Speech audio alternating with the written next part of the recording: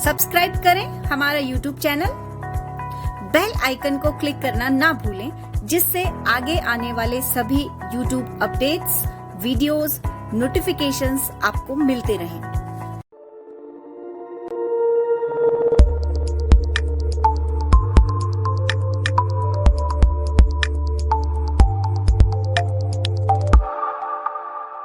नमस्कार, परिष्कार वर्ल्ड में आपका स्वागत। मैं सिंपल गर्ग आपके साथ। आज हम लोग सामान्य विज्ञान में केमिस्ट्री में आने वाले कुछ क्वेश्चंस को यहाँ पर डिस्कस करेंगे जो आपके अक्सर प्रतियोगी परीक्षाओं में पूछे जाते हैं। तो आइए हम लोग आज यहाँ पे अपने इस लेक्चर में परमाणु, अणु, मिश्रण, विलयन क्या होता है, इसके अलावा भौतिक अवस्थाओं के आधार पर पदार्थ का जो वर्गीकरण है वो कितने प्रकारों में उनको बांटा गया है, उन सब के बारे में आज हम यहाँ पे डिस्कस करेंगे। तो चलिए हम लोग सबसे पहले तो पिछली परीक्षाओं में आए हुए प्रश्नों के बारे में देख लेते हैं कि किस तरह के इन टॉपिक्स से जो क्वेश्चंस पूछे जाते हैं। तो आपके सामने राजस्थान पुलिस कांस्टेबल 2018 में आया हुआ एक क्वेश्चन है कि रसायन शास्त्र में कौन सी वस्तु है जिससे छोटे सरल रासायनिक वस्तुओं में विभाजित नहीं किया जा सकता तथा वह एक ही प्रकार के अनुक्रमों से मिलकर बनी होती है। तो इसमें ऑप्शंस हैं यौगिक, तत्व, गैस और मिश्रण। नेक्स्ट अगला क्वेश्चन है पिछली परीक्षाओं में आए हुए प्रश्नों में कि रसायन शास्त्र में उस मिश्रण को क्या कहते हैं जो समरूप हो तथा जिसके अवयवों को आसानी से पहचाना नहीं जा सकता। समरूप हो और उसके अवयवों को आसानी से पहचाना नहीं जा सकता। तो इसमें हमारे पास ऑप्शंस हैं शुद्ध वस्तु, यौगिक, समरूप और भिन्न। अब हम लोग इन क्वेश्चंस में जैसा कि हमने देखा कि अणु, परमाणु, तत्व, यौगिक, इन सब से काफी क्वेश्चंस पूछे जाते हैं एग्जाम्स में, तो इनके बारे में हम लोग डिस्कस करेंगे। तो आज का हमारे इस लेक्चर का सिलेबस है पदार्थ की संरचना, जिसमें हम परमाणु, अणु, यौगिक, मिश्रण, ये सब क्या होते हैं इनको डिस्कस करेंगे, और इसके अलावा तत्व, यौगिक, मिश्रण। नेक्स्ट भौतिक अवस्थाओं के आधार पर पदार्थ का वर्गीकरण। भौतिक अवस्थाओं के आधार पर पदार्थ को हम 3 कैटेगरीज में यहाँ पे बांटेंगे, ठोस, द्रव और गैस। इनकी क्या क्या प्रॉपर्टीज हैं इन सबको हम यहाँ पे आगे डिस्कस करेंगे। तो सबसे पहले हम जो बात कर रहे हैं वो पदार्थ की। पदार्थ का क्या मतलब है, इसको इंग्लिश में हम कहते हैं मैटर, और इसी का एक दूसरा नाम है क्या, द्रव्य। 2 शब्द हमें देखने को मिलते हैं, एक तो द्रव और दूसरा है द्रव्य। इन दोनों में थोड़ा सा अंतर है। जो द्रव है वो द्रव्य की एक अवस्था है। जैसा कि शुरू में बताया, सिलेबस में डिस्कस किया था कि द्रव्य को या पदार्थ को हम 3 कैटेगरीज में बांटेंगे, ठोस, द्रव और गैस। तो द्रव्य द्रव की एक अवस्था है। तो अब हम समझते हैं कि पदार्थ का क्या मतलब होता है। तो देखिए, प्रत्येक पिंड जिसका निश्चित द्रव्यमान हो और जो त्रिविम में निश्चित जगह घेरता है, द्रव्य कहलाता है। जिसका कोई फिक्स वॉल्यूम हो और जो त्रिविम में 3D में स्पेस को ऑक्यूपाइड करे, वो द्रव्य कहलाता है। Anything which have mass and occupies volume in the space is known as matter. तो आइए हम देखते हैं कि द्रव्य को 2 कैटेगरीज में हम यहाँ बांट सकते हैं। पहला तो है मिश्रण और दूसरा है शुद्ध पदार्थ। इनको आगे हम और डिवाइड करेंगे। मिश्रण को 2 कैटेगरीज में और आगे बांटा जा सकता है। पहला समांगी मिश्रण और दूसरा होता है विषमांगी मिश्रण। इन सब का क्या मतलब है, इनको हम एक एग्जांपल से अभी समझेंगे। शुद्ध पदार्थ भी 2 प्रकार के हो सकते हैं, एक पहला तो है तत्व और दूसरा यौगिक। तो सबसे पहले हम लोग समझते हैं कि समांगी मिश्रण का क्या मतलब है। समांगी जो शब्द है वो 2 शब्दों से मिलकर बना है, सम प्लस अंगी। इसका मतलब ये है कि जो अपन ने 2 घटक इस मिश्रण में लिए हैं या 2 से ज्यादा जो भी घटक लिए हैं वो पूरी तरह से एक दूसरे में डिसॉल्व हो जाते हैं, उनको छानकर हम अलग नहीं कर सकते। ऐसा मिश्रण कहलाता है समांगी मिश्रण। तो आइए इसका एक एग्जांपल हम लोग देख लेते हैं। आपके सामने एक बीकर है और इसमें पानी भरा हुआ है। पानी जो है वो यहाँ पे विलायक की तरह काम करता है, क्योंकि जो ज्यादा मात्रा में उपस्थित होता है उसे हम विलायक कहते हैं। और शक्कर जो है वो यहाँ पे विलेय की तरह काम करती है।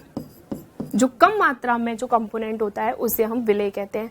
इसका मतलब ये है कि विलायक में विलेय को थोड़ा सा घोला गया है, ऐड किया गया है।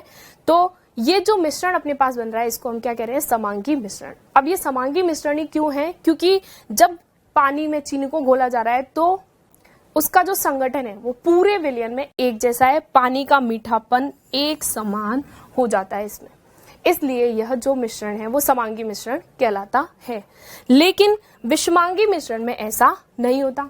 जैसा कि आप देख पा रहे हैं, आपके सामने वही पात्र है और हमने पानी में शक्कर को ऐड किया है, लेकिन इस बार पानी का मीठापन पूरे विलयन में एक समान नहीं है। कहीं कहीं पे मीठापन ज्यादा, कहीं कहीं पे मीठापन कम है। तो इस तरह जो मिश्रण बनता है वो विषमांगी मिश्रण कहलाता है। अर्थात पूरे विलयन में जो उसके कंपोनेंट का कंपोजिशन है वो एक जैसा नहीं है।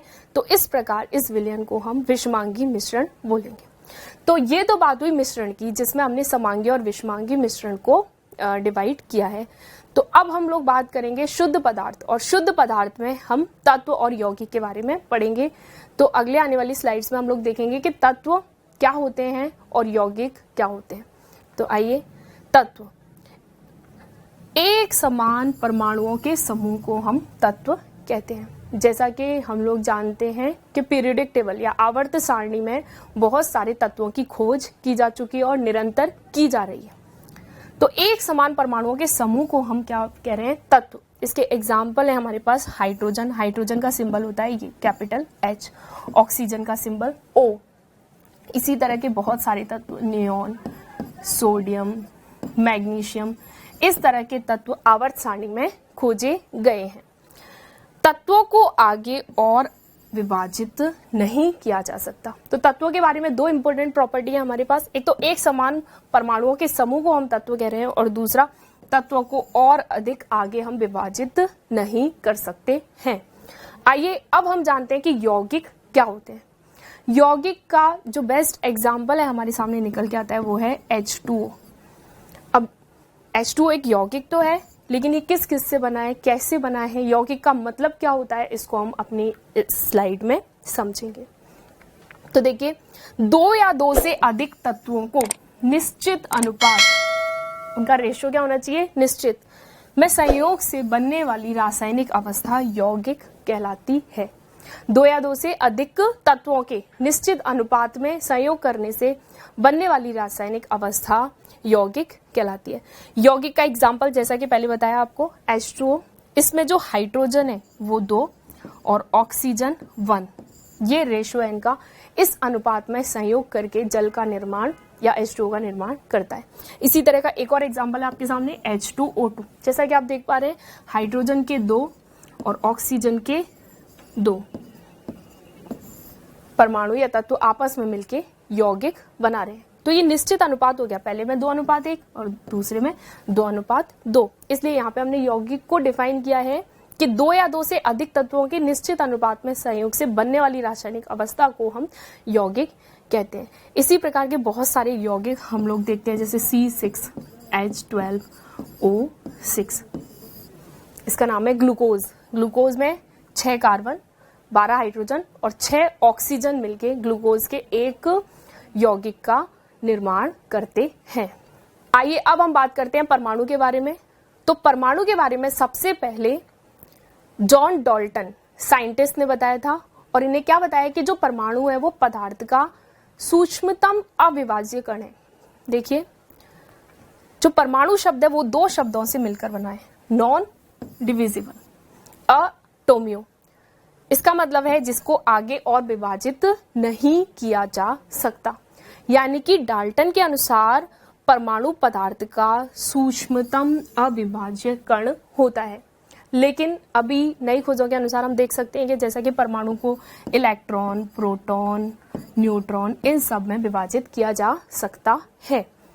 अब परमाणु की जो त्रिज्या है वो नैनोमीटर में मापी जाती है, और 1 नैनोमीटर 10⁻⁻⁹ मीटर के बराबर होता है।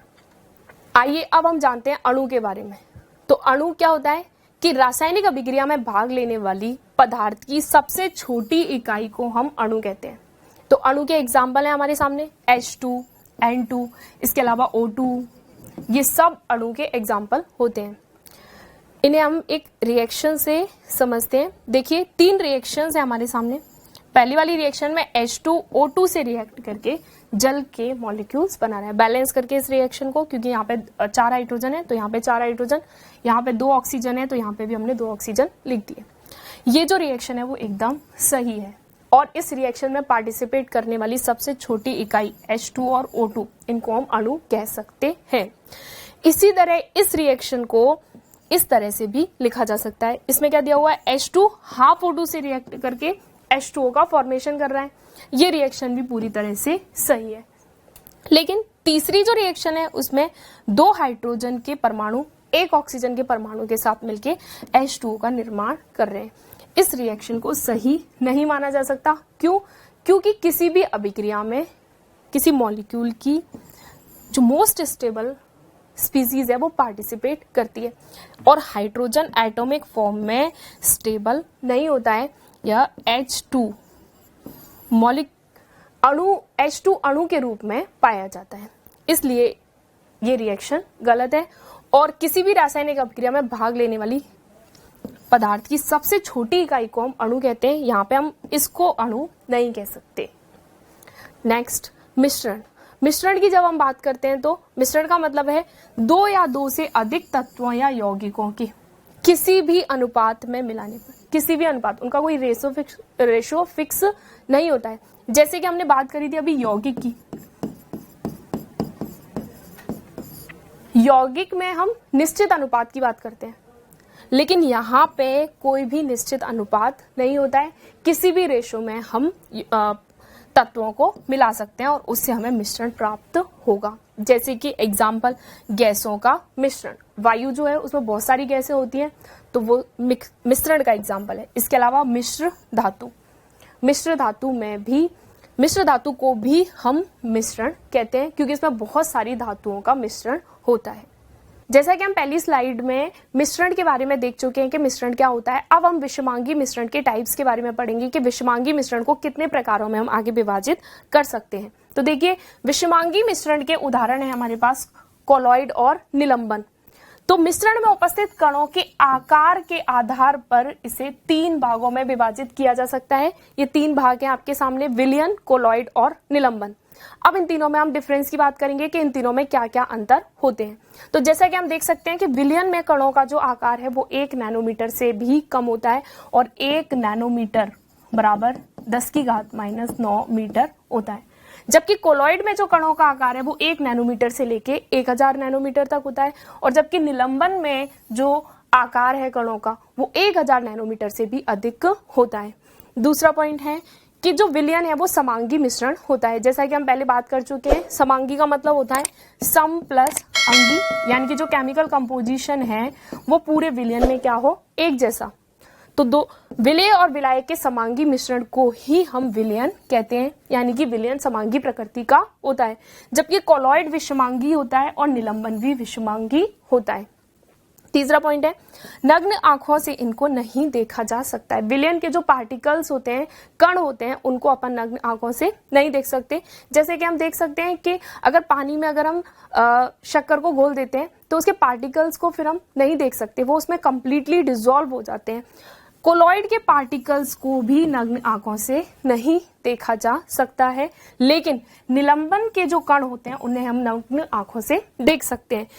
नेक्स्ट जो पॉइंट है, सूक्ष्मदर्शी की सहायता से इन्हें नहीं देखा जा सकता, यानी कि विलयन के पार्टिकल्स को या विलयन के कणों को सूक्ष्मदर्शी की सहायता से भी हम नहीं देख सकते, जबकि कोलॉइड के पार्टिकल्स को सूक्ष्मदर्शी की सहायता से देख सकते हैं और निलंबन को भी हम देख सकते हैं। तो ये कुछ बेसिक डिफरेंस थे विलयन, कोलॉइड और निलंबन के बारे में। अब हम कोलॉइड में पदार्थ की अवस्थाओं की बात करते हैं। तो कोलॉइड में पदार्थ की 2 अवस्थाएं होती हैं। देखिए, पहली तो है परिक्षिप्त प्रावस्था और दूसरा है परिक्षेपण माध्यम। ये इसी तरह से है जैसे हम जानते हैं कि विलयन 2 कंपोनेंट से मिलकर बना होता है। विलयन बराबर विलेय प्लस विलायक। इसी तरह कोलॉइडी विलयन जो है वो 2 प्रावस्थाओं से या 2 अवस्थाओं से मिलकर बना होता है। पहला तो है परिक्षिप्त प्रावस्था और दूसरा है परिक्षेपण माध्यम। ये एक तरह से विलायक का काम करता है और परिक्षिप्त प्रावस्था एक तरह से विलेय होती है। जैसा कि हम देख सकते हैं, जो घुलता है यानी कि जो कम मात्रा में उपस्थित हो वो कहलाती है परिक्षिप्त प्रावस्था, और जिसमें घुलता है या जो ज्यादा मात्रा में उपस्थित हो उसे हम कहते हैं परिक्षेपण माध्यम। तो ये हमने बात की कोलॉइड में पदार्थ की अवस्थाओं के बारे में। अब आगे कोलॉइड के हम गुणों की, कोलॉइड की प्रॉपर्टीज की बात करते हैं तो सबसे पहला कोलॉइड की प्रॉपर्टी है टिंडल इफेक्ट या टिंडल प्रभाव। टिंडल प्रभाव का क्या मतलब है, जब कोलाइडी विलयन से जब प्रकाश को गुजारा जाता है तो कोलाइडी कणों से टकराकर प्रकीर्णित हो जाता है प्रकाश और उसका पथ हमें दिखाई देता है। जैसा कि हम इस डायग्राम में देख सकते हैं कि ये एक कोलाइडी विलयन लिया गया है और ये एक वास्तविक विलयन है। तो जब यहाँ से प्रकाश गुजरता है तो यहाँ हमें कोई भी पथ दिखाई नहीं देता, जबकि यहाँ जो कोलाइडी कणों का जो आकार है वो विलयन के आकार की तुलना में बड़ा होने के कारण जो कण है वो प्रकीर्णित हो जाते हैं और उनका पथ हमें दिखाई देता है। इसका एक एग्जाम्पल है, जब अंधेरे कमरे में प्रकाश आता है किसी छोटे से छिद्र से तो उसका पथ हमें दिखाई देता है, वो टिंडल प्रभाव का ही एग्जाम्पल है और ये कोलॉइड की प्रॉपर्टीज के अंतर्गत आता है। दूसरा इसका कोलॉइड का गुण है ब्राउनी गति, और ब्राउनी गति की जो खोज है वो रॉबर्ट ब्राउन साइंटिस्ट ने की थी। उन्हीं के नाम के आधार पर हम इसको ब्राउनियन गति कहते हैं। तो ब्राउनियन गति का मतलब क्या है, जैसा कि आप इस चित्र में देख सकते हैं कि ये जो पार्टिकल्स हैं वो जिगजैग गति करते हैं। जिगजैग का मतलब अनियमित दिशाओं में अनिश्चित गति करते हैं। तो कोलाइडी कणों में परस्पर होने वाली टक्करों के कारण ये जिगजैग गति करते हैं और इस गति को हम ब्राउनियन गति कहते हैं और ये भी कोलाइड की एक इंपॉर्टेंट प्रॉपर्टी है। अब हम लोग इस टॉपिक से आने वाले क्वेश्चंस को डिस्कस करने जा रहे हैं कि इन टॉपिक से क्या क्या क्वेश्चंस बन सकते हैं, यानी कि कोलाइडी विलयन पर आधारित क्या क्या प्रश्न एग्जाम में पूछे जा सकते हैं। तो सबसे पहला क्वेश्चन है हमारे पास कि कोलाइडी के कणों का आकार होता है, 4 ऑप्शंस दिए गए हैं। पहला ऑप्शन है 1 नैनोमीटर से कम, दूसरा ऑप्शन है 1 नैनोमीटर से 100 नैनोमीटर तक, तीसरा ऑप्शन है 1000 नैनोमीटर से अधिक और चौथा ऑप्शन है 10 नैनोमीटर से 100 नैनोमीटर तक। तो 1 नैनोमीटर से कम तो नहीं हो सकता क्योंकि ये वास्तविक विलयन के कणों का आकार होता है, और 1000 नैनोमीटर से अधिक निलंबन के कणों का आकार होता है। तो वैसे तो हमने जो देखा था कि कोलॉइड के जो पार्टिकल्स का साइज होता है वो 1 से लेके 1000 नैनोमीटर तक होता है, लेकिन ऐसा कोई भी ऑप्शन यहाँ पे नहीं दिया गया है।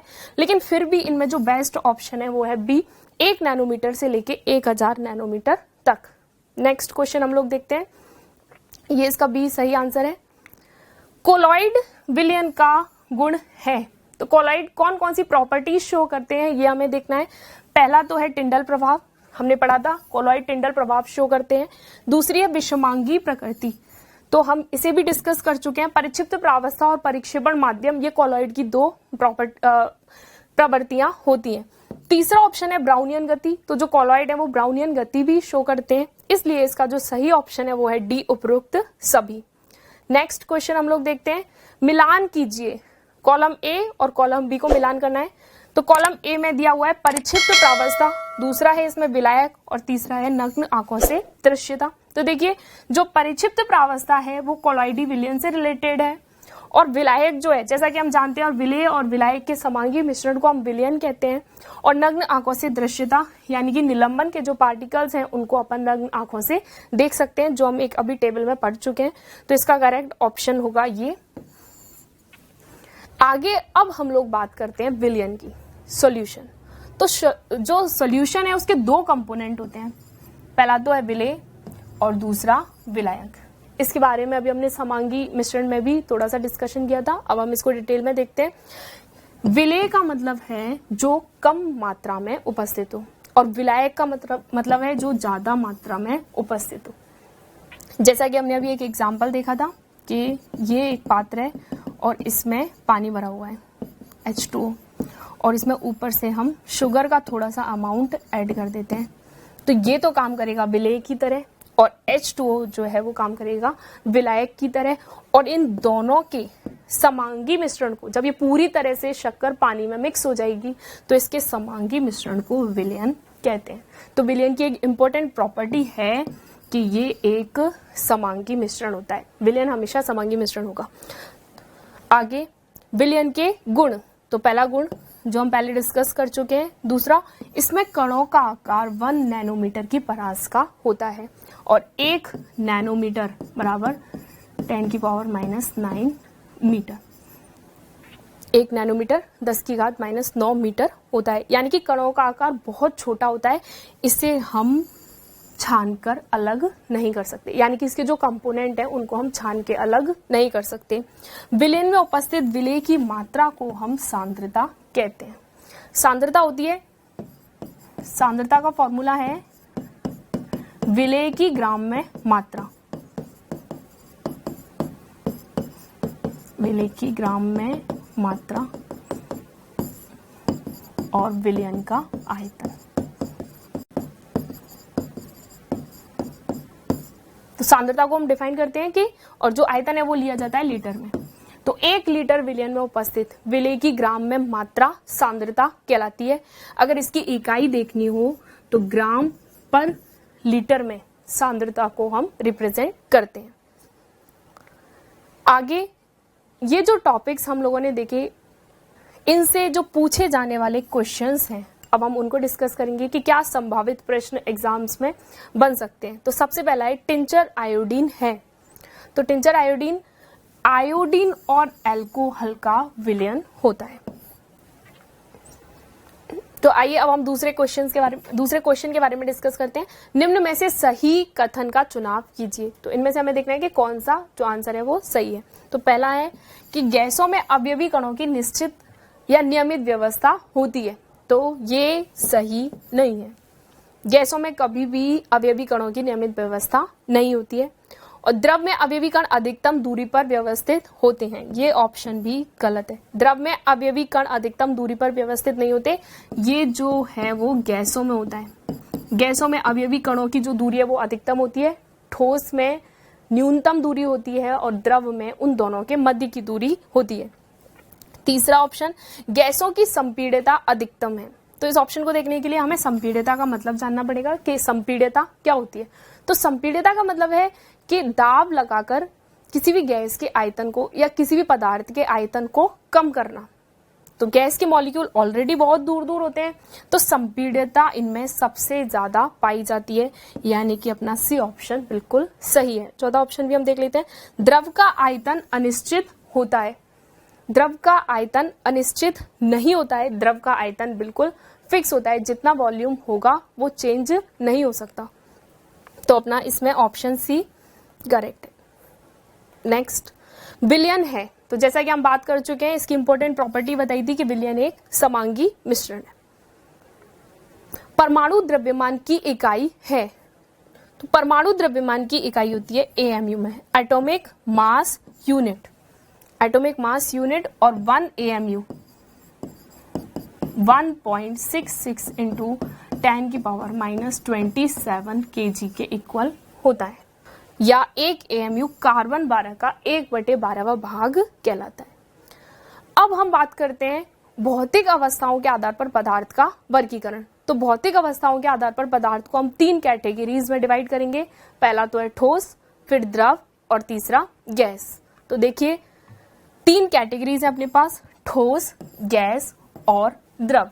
इनके एग्जाम्पल्स क्या क्या हो सकते हैं, कैसे इनको रिप्रेजेंट करते हैं, उसके लिए सामने आपके एक डायग्राम है। ये सॉलिड, ये गैस जो वाष्प होती है, और तीसरा है लिक्विड। अब हम लोग बात करते हैं ठोस, द्रव और गैस के गुणों के बारे में। तो सबसे पहले हम लोग देखेंगे अंतराण्विक दूरी। तो ये एक प्रॉपर्टी है जो ठोस, द्रव और गैस तीनों में अलग अलग प्रकार की पाई जाती है। तो अंतराण्विक दूरी जो है वो ठोस में न्यूनतम होती है। जैसा कि हम जानते हैं कि ठोस में जो मॉलिक्यूल्स हैं, अणु हैं, वो एक दूसरे के बिल्कुल पास में होते हैं, तो इसलिए उनके बीच में जो दूरी है वो न्यूनतम होती है। जबकि अगर अपन द्रव की बात करें तो ठोस के कंपैरिजन में जो मॉलिक्यूल्स हैं वो थोड़े दूर दूर होते हैं, इसलिए उनके बीच में जो दूरी है वो इसकी तुलना में थोड़ी सी ज्यादा होती है। और अगर गैस की बात करें तो गैसें, अगर एक पात्र में अगर हम गैस के अणु को ड्रॉ करें इस तरह से, तो जो मॉलिक्यूल्स हैं वो बहुत दूर दूर होते हैं, तो उनके बीच में जो दूरी है वो अधिकतम पाई जाती है। अब हम बात करते हैं अंतराण्विक बलों की। तो ये इसी से रिलेटेड पॉइंट है। अगर अंतराण्विक दूरी ज्यादा है तो अंतराण्विक बल कम होंगे, और अगर अंतराण्विक बल कम है तो अंतराण्विक दूरी क्या होगी, ज्यादा। जैसा कि हम देख सकते हैं ठोस में मॉलिक्यूल्स बहुत पास पास में होते हैं, अणु बहुत पास में होते हैं, इसलिए उनके बीच की जो दूरी है, उनके बीच जो बल है वो अधिकतम होते हैं। जबकि द्रव में अंतराण्विक बल मध्यम, मध्यम का मतलब ठोस से कम पाए जाते हैं, और गैसों में अंतराण्विक बल बहुत ही कम पाए जाते हैं या बिल्कुल ही नगण्य होते हैं, क्योंकि वो मॉलिक्यूल्स बहुत दूर दूर में, इसलिए उनके बीच में कोई भी ज्यादा बल कार्य नहीं करते हैं। अब हम बात करते हैं आकार की। तो जो ठोस है उनका आकार बिल्कुल निश्चित होता है, उनका आकार चेंज नहीं होता है, लेकिन द्रव पात्र का आकार ग्रहण कर लेते हैं। जिस पात्र में आप द्रव को डालेंगे उसका आकार वो ग्रहण कर लेता है, और गैसें भी पात्र का आकार ग्रहण कर लेती हैं। यानी कि गैस और द्रव की ये सिमिलर प्रॉपर्टी है कि इन्हें जिस पात्र में हम डालेंगे उसका आकार ग्रहण कर लेते हैं, लेकिन ठोसों का जो आकार है वो एकदम निश्चित होता है, वो चेंज नहीं हो सकता। नेक्स्ट हम लोग बात करेंगे आयतन के बारे में। तो ठोस का आयतन निश्चित होता है और द्रव का भी आयतन निश्चित होता है, लेकिन गैसें अधिकतम आयतन ग्रहण कर लेती हैं पात्र का। जिस पात्र में आप गैस को डालेंगे वो उसका अधिकतम आयतन ग्रहण कर लेती है। संपीड़िता, जैसा कि पहले बताया था, संपीड़िता का मतलब है दाब लगाकर उसके आयतन को कम करना। तो गैसों में संपीड़िता अधिकतम होती है। इस पॉइंट पे कई बार एग्जाम में क्वेश्चन पूछ लिया जाता है प्रतियोगी परीक्षाओं में कि किसकी संपीड़िता अधिकतम है या किसकी संपीड़िता न्यूनतम है। तो सबसे कम संपीड़िता होती है ठोस की। क्यों? क्योंकि ठोस में हम दाब को लगाकर उसके आयतन को चेंज नहीं कर सकते या उसके आयतन को कम नहीं कर सकते, जबकि सबसे ज्यादा ये जो गुण है वो पाया जाता है गैस में। अब हम बात करते हैं विसरण की। विसरण, ठोस में बिल्कुल भी विसरण नहीं होता है, जबकि द्रव और गैस में विसरण का जो गुण है वो पाया जाता है। विसरण का मतलब क्या होता है कि किसी भी पदार्थ का उच्च सांद्रता से निम्न सांद्रता की तरफ जाना विसरण कहलाता है।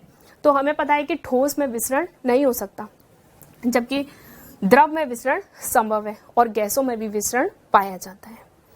नेक्स्ट आपके सामने ये 3 डायग्राम बने हुए हैं, जिसमें पहले डायग्राम में हमने सॉलिड और दूसरे में लिक्विड और तीसरे में गैस को लिया है। ये आयतन से संबंधित है। जैसे कि आप देख सकते हैं इसमें सॉलिड जो है उसका आयतन फिक्स है, इसका आयतन क्या रहेगा? निश्चित, ये चेंज नहीं हो सकता है। जबकि लिक्विड में जैसे कि हम देख रहे हैं जितना आयतन आप डालेंगे किसी भी लिक्विड का वो इसमें फिक्स रहेगा, वो आयतन चेंज नहीं होगा। लेकिन आपने उसको क्यूब के शेप में डाला, इसको हम कहते हैं घन या क्यूब। क्यूब में डाला तो उसका शेप क्यूब जैसा हो गया, लेकिन जो वॉल्यूम था वो वैसा की वैसा है, फिक्स है। यानी कि सॉलिड का आयतन और आकार दोनों ही निश्चित होते हैं, इनमें से कोई भी प्रॉपर्टी चेंज नहीं हो सकती। जबकि द्रव में आकार अनिश्चित, क्यूब में डाला तो क्यूब जैसा आकार हो गया उसका, और आयतन निश्चित। आयतन निश्चित क्यों? अगर आप इसमें 1 लीटर पानी डालते हैं तो वो 1 लीटर ही रहेगा, वो चेंज नहीं हो सकता। और गैसों में आयतन और आकार दोनों ही अनिश्चित होते हैं। दोनों अनिश्चित होने का मतलब जिस पात्र में आप डालेंगे गैस को उसका आकार ग्रहण कर लेगी, और जिस पात्र में आप उसको डालेंगे उतना वो आयतन ग्रहण कर लेती है। तो ये सॉलिड, लिक्विड और गैस की इंपॉर्टेंट प्रॉपर्टीज हैं जिनमें से क्वेश्चंस एग्जाम में पूछे जाते हैं। अब हम लोग बात करते हैं, ये आपको बताया था कि अंतराण्विक दूरी ठोस के बीच में सबसे कम है। अगर द्रव के मॉलिक्यूल्स के बीच में देखें तो ठोस से ज्यादा, और अगर गैस के मॉलिक्यूल्स के बीच में अंतराण्विक दूरी देखें तो वो सबसे ज्यादा होती है। अगर हम इसमें अंतराण्विक बल की बात करें तो ठोस के अणुओं के बीच में बल मैक्सिमम पाया जाता है। दूरी न्यूनतम और बल सबसे ज्यादा, अणु पास पास में है इसलिए बल सबसे ज्यादा लगता है, और इसमें जो बल है वो ठोस के अणुओं से थोड़ा सा कम, और गैस के मॉलिक्यूल्स में जो बल है, अट्रैक्शन फोर्सेस है इन मॉलिक्यूल्स के बीच में, वो सबसे कम होते हैं। पदार्थ की, अब तक हमने बात करी थी पदार्थ की 3 अवस्थाओं के बारे में, जिसमें सबसे पहला था ठोस, फिर गैस और तीसरा था द्रव। लेकिन पदार्थ की चौथी और 5वीं अवस्था भी होती है। तो पदार्थ की चौथी अवस्था का नाम तो है प्लाज्मा और 5वीं अवस्था का नाम है बोस-आइंस्टीन। ये जो अवस्थाएं हैं वो सामान्य ताप पर संभव नहीं होती हैं, और प्लाज्मा अवस्था ब्रह्मांड में अधिकतम पाई जाती है। ये एक इंपॉर्टेंट नोट है जिस पर क्वेश्चन बन सकता है कि पदार्थ की कौन सी अवस्था ब्रह्मांड में सर्वाधिक पाई जाती है, तो वो है अपनी प्लाज्मा अवस्था। भौतिक परिवर्तन, भौतिक परिवर्तन जैसा कि हमने भौतिक अवस्था के आधार पर पदार्थ को 3 कैटेगरीज में बांटा था। पहला तो था ठोस, दूसरा था द्रव और तीसरा था गैस। अब इन अवस्थाओं में परिवर्तन किस प्रकार से होता है वो हम समझते हैं। तो इसी को अपन भौतिक परिवर्तन कहते हैं, यानी कि सॉलिड गैस में कन्वर्ट होगा तो उसे हम क्या बोलेंगे, लिक्विड सॉलिड में कन्वर्ट होगा तो उसे हम क्या बोलेंगे, या जो लिक्विड है वो गैस में कन्वर्ट होगा तो उसको हम क्या नाम देंगे। तो सबसे पहले सॉलिड का लिक्विड में कन्वर्ट होना गलना कहलाता है, और जिस टेम्परेचर पर ये काम होता है उसको हम गलनांक या मेल्टिंग पॉइंट कहते हैं। और लिक्विड का वापस सॉलिड में कन्वर्ट होना जमना कहलाता है, और जिस टेम्परेचर पर ये काम होता है उसको हम हिमांक कहते हैं। सॉलिड का गैस में बदलना ऊर्ध्वपातन कहलाता है। सॉलिड का ठोस का सीधे गैस में बदलना ऊर्ध्वपातन कहलाता है। जैसे नेप्थलीन है, नेप्थलीन में ये गुण पाया जाता है। इसके अलावा लिक्विड का गैस में कन्वर्ट होना वाष्पन या क्वथनांक कहलाता है, और इसका रिवर्स प्रोसेस संघनन कहलाता है, यानी कि गैस को लिक्विड में कन्वर्ट करना क्या कहलाएगा, संघनन। तो इसमें जो इंपॉर्टेंट टॉपिक्स है अपने पास वो है ये गलनांक और क्वथनांक। तो आइए अब हम इनको समझते हैं कि इनका मतलब क्या है। तो क्वथनांक, सबसे पहले क्वथनांक किसी द्रव के लिए वह ताप जिस पर उसकी द्रव व वाष्प अवस्था परस्पर साम्य अवस्था में होती है। द्रव और वाष्प परस्पर साम्य अवस्था में होती है, और द्रव की सतह पर जो वाष्प दाब है वो वायुमंडलीय दाब के बराबर हो जाता है। उस टेम्परेचर को हम क्वथनांक कहते हैं, यानी कि क्वथनांक पर द्रव और वाष्प एक दूसरे की किस में होंगी, साम्य अवस्था में। जल के लिए वायुमंडलीय दाब पर जो क्वथनांक है वो 100 डिग्री सेंटीग्रेड माना जाता है, जबकि इसकी स्टैंडर्ड वैल्यू होती है 99.6 डिग्री सेंटीग्रेड। जैसा कि हम जानते हैं कि जल का क्वथनांक हम 100 डिग्री सेंटीग्रेड लेते हैं, लेकिन एक्चुअल में जो वैल्यू है वो 99.6 डिग्री सेंटीग्रेड। अब हम बात करते हैं गलनांक की। तो गलनांक किसी वायुमंडलीय दाब पर वह ताप जिस पर किसी भी पदार्थ की द्रव व ठोस अवस्थाएं परस्पर साम्य अवस्था में रहती हैं वो टेम्परेचर गलनांक कहलाता है। यानी कि गलनांक बिंदु पर ठोस और द्रव ये दोनों अवस्थाएं परस्पर साम्य अवस्था में पाई जाएंगी। अब इन टॉपिक्स से बनने वाले क्वेश्चंस को हम लोग यहाँ पे डिस्कस कर लेते हैं कि एग्जाम्स में इनसे रिलेटेड क्या क्वेश्चंस बन सकते हैं। तो पहला क्वेश्चन है, निम्न में से तत्व है, जैसा कि हम पूरा तत्व, परमाणु, अणु, मिश्रण, विलयन इन सब को डिस्कस कर चुके हैं, तो अब इनसे रिलेटेड हम क्वेश्चंस को देख रहे हैं। निम्न में से तत्व है, ऑप्शन ए साबुन। साबुन तत्व नहीं है। वायु, वायु भी तत्व नहीं है, वायु मिश्रण होता है बहुत सारी गैसों का। सिलिकॉन, सिलिकॉन एक तत्व है, और कैल्शियम कार्बोनेट भी तत्व नहीं है। कैल्शियम कार्बोनेट एक यौगिक है, तो सिलिकॉन एक तत्व है। पीरियोडिक टेबल में इस तरह के बहुत सारे तत्व उपस्थित हैं हमारे पास। नेक्स्ट क्वेश्चन, पदार्थ का सूक्ष्मतम कण है। तो जैसा कि हमने देखा था, जॉन डाल्टन ने सबसे पहले बताया था कि पदार्थ का सूक्ष्मतम कण परमाणु है, इससे आगे हम और विभाजित नहीं कर सकते। अब हम तीसरे क्वेश्चन को यहाँ पे डिस्कस करने जा रहे हैं। देखिए, दाल बनाते समय उसमें नमक मिलाया जाता है। दाल बनाते समय हम जनरली घर में जब दाल बनाते हैं तो उसमें थोड़ा सा नमक मिलाते हैं। आइए हम जानते हैं कि उसका रीजन क्या है। तो पहला ऑप्शन है कि पानी का क्वथनांक बढ़ जाता है जिससे दाल जल्दी पकती है। दूसरा ऑप्शन है पानी का क्वथनांक कम हो जाता है जिसकी वजह से दाल जल्दी पकती है। और तीसरा ऑप्शन है दाल को पकने का समय बढ़ जाता है। नमक का क्वथनांक पानी की तुलना में अधिक होता है। तो इसका जो सही आंसर है वो है पानी का क्वथनांक बढ़ जाता है जिसकी वजह से दाल जल्दी पक जाती है। इसका रीजन क्या है, देखिए कि नमक मिलाने पर पानी के क्वथनांक में वृद्धि होती है क्योंकि विलयन का वाष्प दाब बढ़ जाता है। पहले हमारे पास ये पात्र था और इसमें पानी है और इसमें दाल भी है जिसको हमें पकाना है। अब हमने इसमें ऊपर से थोड़ा सा नमक ऐड कर दिया। तो पहले ये शुद्ध विलायक का वाष्प दाब अगर P0 था, इसका वाष्प दाब क्या था, P0। नमक डालने पर इसका वाष्प दाब, जिसको हम विलयन का वाष्प दाब PS बोल सकते हैं, वो बढ़ जाता है। अब वाष्प दाब बढ़ जाएगा तो वायुमंडलीय दाब उसका बराबर होने के लिए हमें टेम्परेचर ज्यादा देना पड़ेगा, यानी कि क्वथनांक उसका बढ़ जाएगा। इसलिए इसका ये करेक्ट ऑप्शन है कि पानी का क्वथनांक बढ़ जाने की वजह से जो दाल है वो पक जाती है। नेक्स्ट क्वेश्चन है NaCl प्लस बर्फ का मिश्रण हिमकारी मिश्रण के रूप में उपयोग में लिया जाता है। तो इसका सही आंसर है कि नमक के कारण बर्फ नहीं पिघलती है। नेफ्थलीन को कुछ देर तक खुला छोड़ने पर अदृश्य हो जाना कहलाता है। जैसा कि हमने बताया था भौतिक परिवर्तन में नेफ्थलीन में ऊर्ध्वपातन का गुण पाया जाता है, यानी कि उसको कुछ देर तक खुला छोड़ेंगे हम तो वो जो अपनी ठोस अवस्था में थी उससे डायरेक्ट वो गैस अवस्था में परिवर्तित हो जाती है और इसको हम ऊर्ध्वपातन कहते हैं। निम्न में से किसकी संपीड़ितता न्यूनतम है? तो जैसा कि हमने बात करी थी सबसे ज्यादा वो संपीड़ितता होती है वो गैसों में पाई जाती है, सबसे कम संपीड़ितता होती है जो ठोसों में पाई जाती है।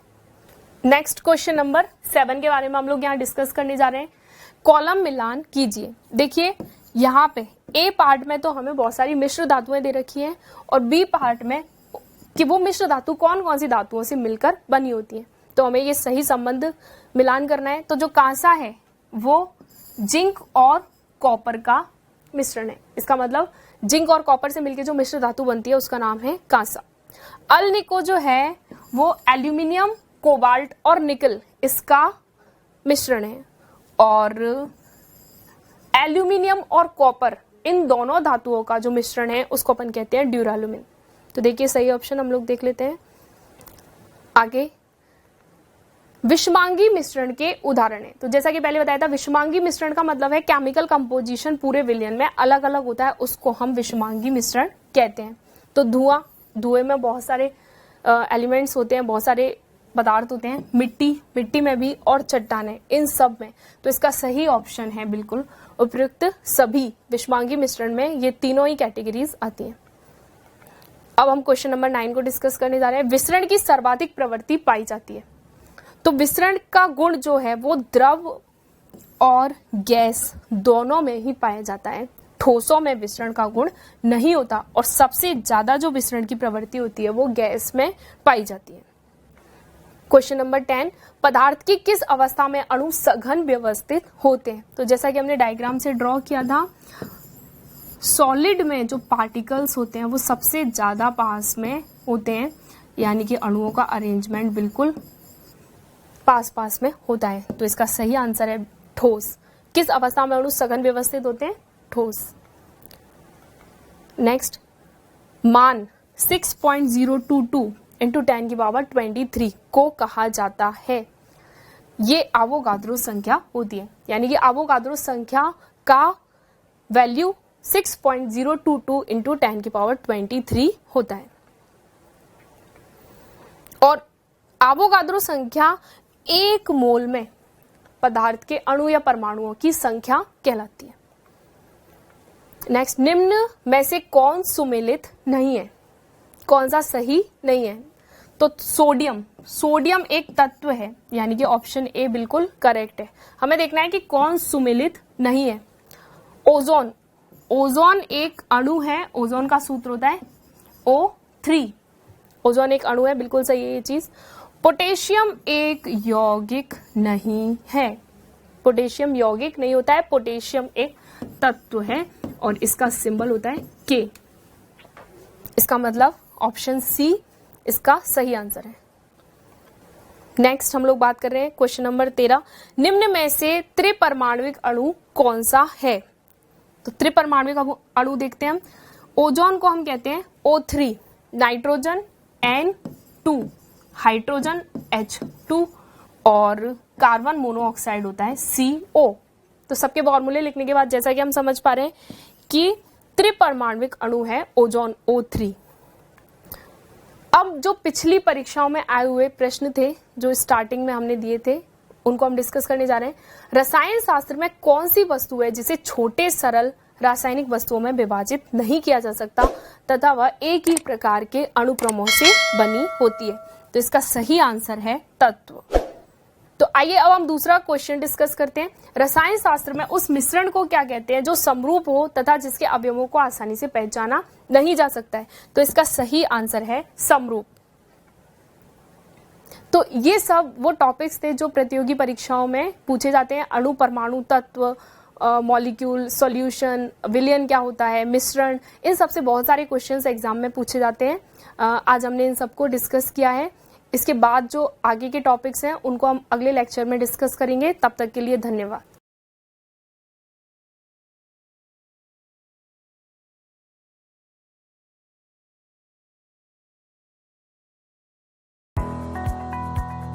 सब्सक्राइब करें हमारा यूट्यूब चैनल, बेल आइकन को क्लिक करना ना भूलें, जिससे आगे आने वाले सभी यूट्यूब अपडेट्स, वीडियोस, नोटिफिकेशंस आपको मिलते रहें।